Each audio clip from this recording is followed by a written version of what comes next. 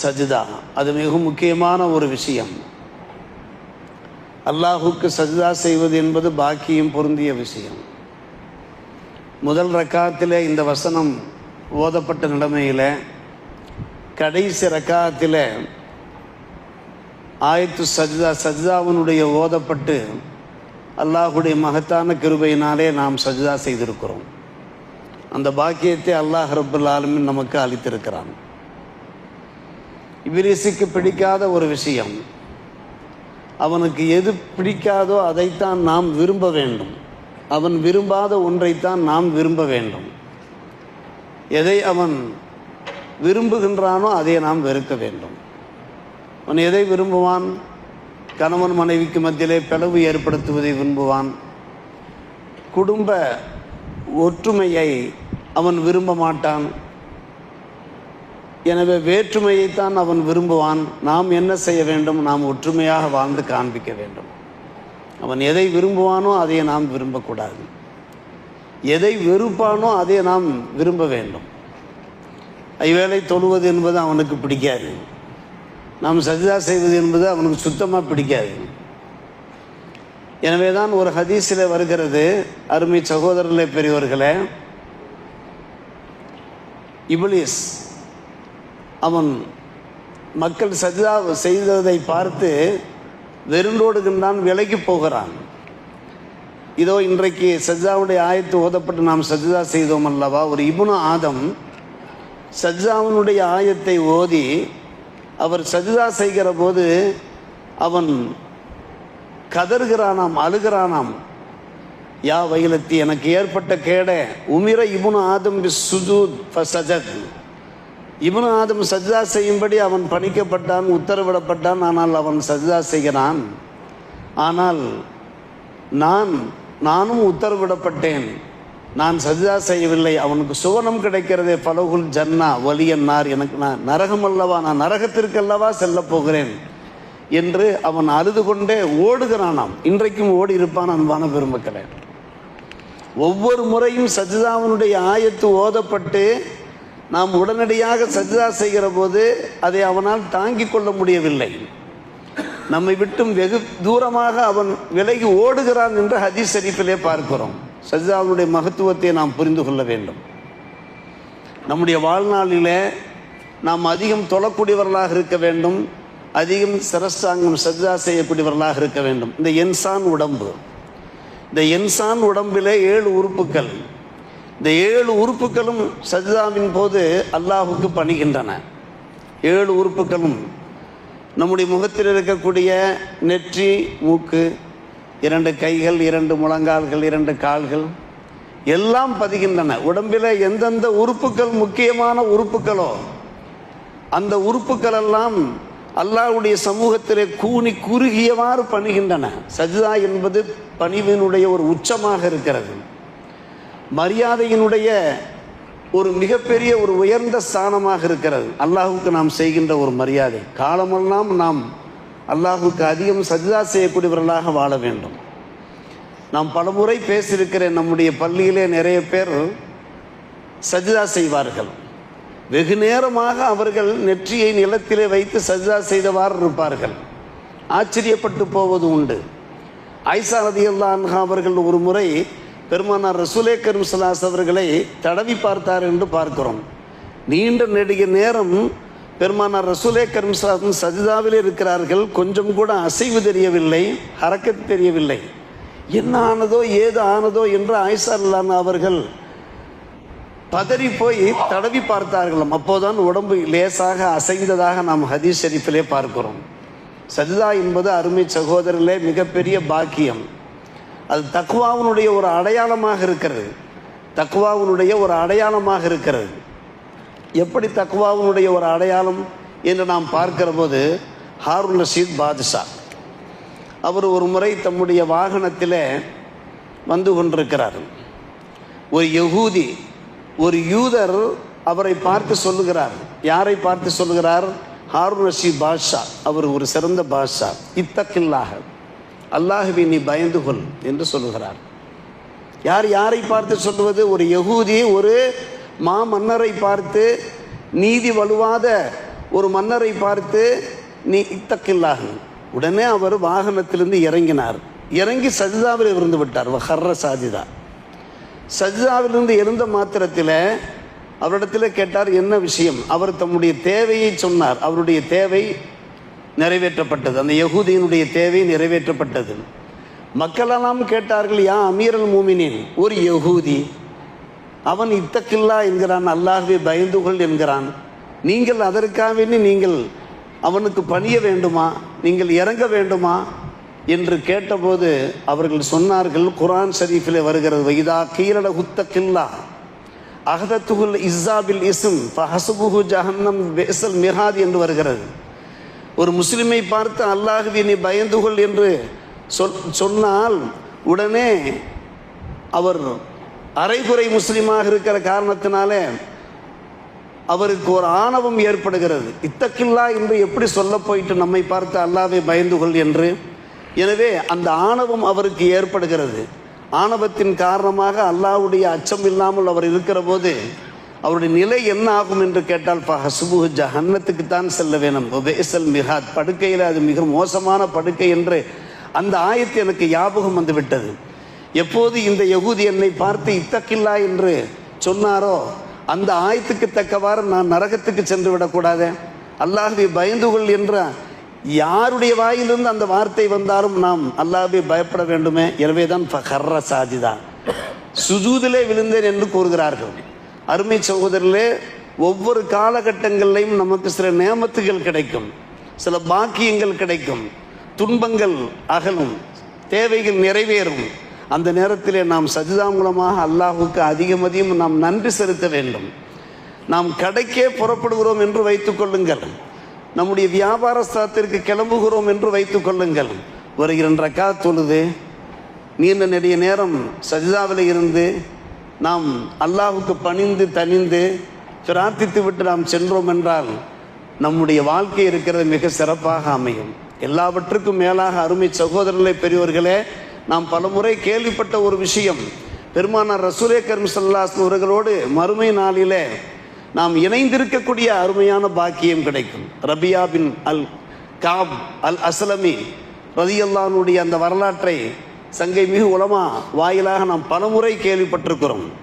அவர் எடுத்துரைக்கிறார், குன்து அபீத்துமா ரசூலுல்லாஹி ஸல்லல்லாஹு அலைஹி வஸல்லம், நான் பெருமானாரோடு இரவு தங்கியிருந்தேன், நடுநிசி நேரம் வந்தது.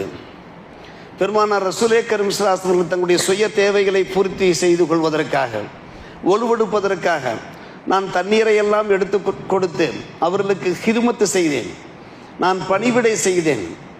பெருமானார் ரசூலே கரீம் ஸல்லல்லாஹு அலைஹி வஸல்லம் என்னை பார்த்தார்கள். இந்த இரவு நடுநிசி நேரத்தில் இந்த மனிதர், இந்த நண்பர் நமக்காக கண்விழித்து இந்த நேரத்திலே நமக்கு ஹிதுமத்து செய்கிறாரே என்ற ஒரு சந்தோஷம், ஒரு மகிழ்ச்சி, ஒரு முகத்திலே ஒரு பொலிவு, ஒரு ஜோதி, அந்த வெளிச்சத்தோடு என்னை பார்த்து சொல்கிறார்கள், சல், உமக்கு ஏதாவது தேவை இருந்தால் கேள், நான் அல்லாஹ்விடத்திலே அந்த வரத்தை கேட்டு தருகிறேன். உமக்கு உன்னுடைய வாழ்க்கையிலே இந்த லௌகிக வாழ்க்கையிலே உமக்கு என்ன பிரச்சனைகள் இருக்கிறது, என்ன தேவைகள் இருக்கிறது, இந்த நேரத்தில் நான் அல்லாஹ்விடத்திலே கேட்டேன் என்றால் உங்களுடைய ஹாஜத்து நிறைவேறுமே. அவர் என்ன தேவை கேட்டார், அஸ்அலுக முராஃபத்க ஃபில் ஜன்னா, யா ரசூலல்லாஹ், அல்லாஹ்வின் திருத்தூதரே, நான் மறுமை நாளிலே உங்களோடு நான் இணைந்திருக்க வேண்டும். இங்கே எப்படி நான் உங்களோடு நெருக்கமாக இருக்கிறேனோ, உங்களுடைய சகவாசத்திலே, நட்பிலே, தோழமையிலே இருக்கிறேனோ, அதே போன்று சொர்க்கத்திலேயும் இருக்க வேண்டும். அபகைர நாளிக்க வேறு ஏதாவது தேவைகள் இருக்கிறதா? உவதாக்க, இதுதான் என்னுடைய தேவை யா ரசூலல்லாஹ், எனக்கு சொர்க்கம் வேண்டும். அந்த சொர்க்கத்திலே உங்களோடு இங்கே கிதுமத்து செய்தது போன்று அங்கேயும் உங்களோடு நான் இருக்க வேண்டும். பெருமானார் ரசூலே கரீம் ஸல்லல்லாஹு அலைஹி வஸல்லம் சொன்னார்கள், ஃபஐன்னி பிகஸ்ரத்தி சுஜூத், நீங்கள் அதிகமாக சஜ்தா செய்து எனக்கு நீங்கள் உதவி செய்யுங்கள், நான் அல்லாஹ்விடத்தில் கேட்கிறேன், அந்த வரம் கிடைக்கும் என்று சொன்னார்கள். வேறு எந்த ஒன்றையும் சொல்லவில்லை. எத்தனையோ நல்ல காரியங்கள் இருக்கிறது, நாம் நிறைவேற்ற வேண்டிய, வாழ்க்கையிலே கடைபிடிக்க வேண்டிய எத்தனையோ ஒழுக்க விழுமங்கள் இருக்கத்தான் செய்கின்றன. அதையெல்லாம் எதையும் சொல்லாமல் நீங்கள் அதிகமாக சஜிதா செய்யுங்கள் என்று சொன்னார்கள் என்றால், இந்த சஜிதாவிற்கு அவ்வளவு வலிமை இருக்கிறது. அருமை சகோதரர்களே, பெரியோர்களே, தக்குவாவுனுடைய ஒரு அடையாளம், தக்குவாவுனுடைய ஒரு அடையாளம். உமர் இப்னு கத்தாப் ரலியல்லாஹு அன்ஹு அவர்களை பார்த்து ஒரு மனிதர் சொன்னார், இத்தக்கில்லா, அல்லாஹ்வை பயந்து கொள் என்று சொன்னார். நன்கு கவனிக்க வேண்டும்.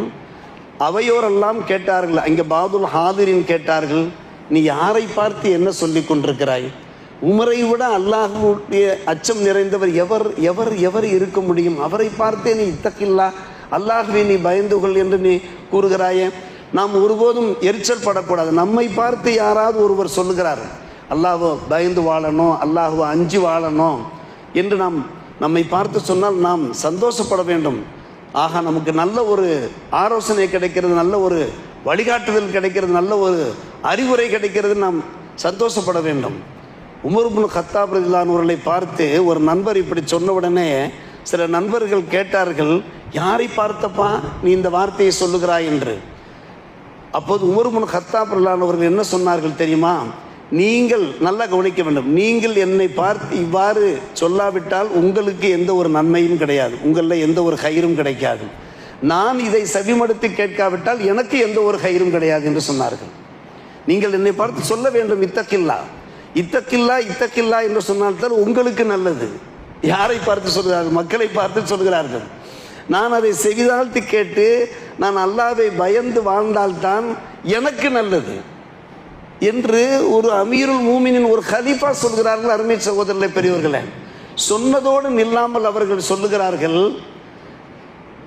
என் மூலமாக ஏதாவது தவறு நிகழுமானால் மன் ரஆ மின்கும் ஃபிய்ய இவிஜாஜன் ஃபல்யுகவ்விமுஹு, என்னுடைய செயல்பாட்டில், என்னுடைய இந்த இமாரத்தில், என்னுடைய இந்த நிர்வாகத்தில் ஏதாவது தப்பு தவறு நடக்குமானால், நான் ஏதாவது குற்றம் குறைகளில் ஈடுபட்டு விட்டேன் என்றால் அதை நீங்கள் சரி செய்ய வேண்டும் என்று கூறுகிறார்கள். என்னுடைய குறைகளை நீங்கள் சரி செய்ய வேண்டும், என்னுடைய தவறுகளை நீங்கள் சரி செய்ய வேண்டும், என்னுடைய நிறைகளை மட்டும் நீங்கள் பார்க்கக்கூடாது. என்னிடத்தில் ஏதாவது குறைகள் வெளிப்படுமானால் அந்த குறைகளையும் நீங்கள் தக்குவியும் நீங்கள் நிவர்த்திக்க வேண்டும், சரி செய்ய வேண்டும் என்று சொன்னபோது ஒரு ஆராபி எழுந்தார். நாங்கள் உங்களிடத்தில் குறையை பார்த்தோம் என்றால், நாங்கள் லவ் ரஅய்னா ஃபீக்கும் இவிஜாஜா நுகவ்விமுஹு பிசுயூஃபினா என்று சொன்னார்கள். குறையை பார்த்தோம் என்றால் எங்களுடைய வாய் பேசாது, எங்களுடைய வாள் பேசும் என்று சொன்னார். ஒரு ஆராபி கூறுகிறார், எங்களுடைய வாய் பேசாது, எங்களுடைய வாள் நீங்கள் அமீருல் மூமினாக இருக்கிறீர்கள் என்பதற்காக வேண்டி நீங்கள் ஏதாவது தவறு செய்து விட்டால், ஒரு கோணல் மாணலான வாழ்க்கையில் நீங்கள் ஈடுபட்டீர்கள் என்றால் அதை நாங்கள் கண்டும் காணாமல் இருப்போம் என்று நீங்கள் நினைக்க வேண்டாம். ஒரு அமீருல் மூமினை பார்த்து பேசுகிறார்கள், எங்களுடைய வாய் பேசாது, எங்களுடைய வாள் பேசும் என்று சொன்னபோது அந்த பேச்சை பாருங்கள், உரையாடலை பாருங்கள். அப்போது உமர் இப்னு கத்தாப் ரலியல்லாஹு அன்ஹு அதுக்கு என்ன பதில் சொல்கிறார்கள்? அல்ஹம்துலில்லாஹில்லதி அல்ஹம்துலில்லாஹில்லதி ஜஅல ஃபீ உம்மத்தி முஹம்மதின் ஸல்லல்லாஹு அலைஹி வஸல்லம் மையு கவ்விமு உமர. அந்த அல்லாஹ்வுக்கே எல்லா புகழும். இந்த உம்மத்திலே அல்லாஹ் இப்படி சில பேரை நியமனம் செய்திருக்கிறானே. உமர் தவறு செய்து விட்டால் அந்த உமரை சரி செய்வதற்கு, அந்த உமரை சீர்திருத்துவதற்கு, உமரை நல்வழிப்படுத்துவதற்கு என்று ஒரு சில பேரை அல்லாஹ் நியமனம் செய்திருக்கிறானே, அந்த அல்லாஹுக்கே எல்லா புகழும் என்று சொல்கிறார். அருமை சகோதரர்களை பெருமைகளை, இதெல்லாம் தக்வாவுடைய ஒரு அடையாளம். சுஜூத் என்பதும் கூட தக்வாவுடைய அடையாளம். எந்த அளவுக்கு நாம் வணக்க வழிபாடுகளில் நாம் ஈடுபடுகிறோமோ கண்டிப்பாக தக்வா ஏற்படும். எனவே தான் இயன்ற மட்டும் நாம் பெருமானார் ரசூலே கரீம் ஸல்லல்லாஹு அலைஹி வஸல்லம் அவர்களை பார்த்து அல்லாஹ் பேசுகிறான், ஃபஸப்பி பிஹம்திக வகும் மினஸ் சாஜிதீன் என்கிறான். நீங்கள் அல்லாஹ்வை அதிகம் தஸ்பீஹ் செய்யுங்கள், நீங்கள் சஜ்தா செய்யக்கூடியவர்கள். வல்லதீன யபீதூன லிரப்பிஹிம் சுஜ்ஜதன் வ கியாமா. இபாதுர் ரஹ்மான், ரஹ்மானுடைய அடியார்களை பற்றி அல்லாஹ் நமக்கு விளம்பரம் எடுத்துரைக்கின்ற போது, அவர்களை பற்றிய அடையாளங்களை எடுத்துரைக்கிற போது, அவர்கள் இரவு நேரம் பகல் நேரம் என்று பார்க்காமல் எந்நேரமும் அவர்கள் சஜ்தாவிலே கிடப்பார்கள். வல்லதின யபீதூன லிரப்பிஹிம் சுஜ்ஜதன் வ கியாமா. எனவே எந்த அளவுக்கு நாம் சஜ்தா செய்ய முடியுமோ, அபூ தர்தா ரலியல்லாஹு அன்ஹு அவர்கள் கூறுவார்கள், 3 விஷயங்கள் மட்டும் இல்லாவிட்டால் இந்த உலகத்தில் வாழவே எனக்கு பிடிக்கவில்லை. அந்த முதலாவது விஷயம் என்ன? சரியான கோடை காலத்திலேயும் கூட நான் நோன்பு நோற்பது. இரண்டாவது விஷயம் என்ன? கஸ்ரத்து சுஜூதி ஃபில் லைல், இரவு நேரத்திலே நான் என்ன செய்வது? அதிகமாக சஜ்தா செய்வது. மூன்றாம் விஷயம் என்ன? முஜாரசத்து கௌமின் சாலிஹின, நல்லோர்களை பார்த்தால் அந்த நல்லோர்களோடு நெருங்கி அவர்கள் என்ன நல்ல விஷயங்கள் சொல்லுகிறார்கள், நல்ல யோசனைகள் சொல்கிறார்கள், வழிகாட்டுதல்கள் சொல்லுகிறார்கள் என்பதை கவனிப்பது. இந்த 3 பாக்கியங்கள் மட்டும் இல்லாவிட்டால் இந்த உலகத்தில் வாழ்வதிலேயே ஒரு புண்ணியம் இல்லை என்று அபூதர்தார் அவர்கள் கூறுகிறார்கள் என்றால், அன்பு சகோதரர்களே, பெரியோர்களே, இன்றைக்கு சஜ்தாவுடைய மகத்துவத்தை புரிய வைக்கின்ற பல்வேறுபட்ட வசனங்களை ஹாஃபிஸ் அவர்கள் ஓதி காண்பிக்கிறார்கள். வாழ்நாளெல்லாம் நாம் மட்டுமல்ல, நம்முடைய குடும்பத்தினர், உற்றார் சுற்றார் தொழ வேண்டும், அதிகமாக சஜ்தா செய்ய வேண்டும், அதன் மூலமாக ஏக இறைவனை நெருங்க வேண்டும். குறிப்பாக இந்த புனித ரமதானிலே 20 ரக்காத் தொழுகிறோம், கியாமுல் லைலில் நாம் ஈடுபட போகிறோம், ஐவேளை தொழுகிறோம், இஷ்ராக்கு தொழுகிறோம், லுஹா தொழுகிறோம். இது போன்ற வணக்கங்களில் எத்தனை சஜ்தாக்கள் இருக்கிறது. நிச்சயமாக அல்லாஹ்வுடைய திருப்பொருத்தம் நமக்கு கிடைக்கும். நாம் நம்புவோம். வல்ல ரஹ்மான் நல்லோர் புரிவான். வாஹிர் தாவான் அல்ஹம்துலில்லாஹி ரப்பில் ஆலமீன். அஸ்ஸலாமு அலைக்கும் வரஹ்மத்துல்லாஹி வபரகாத்துஹு.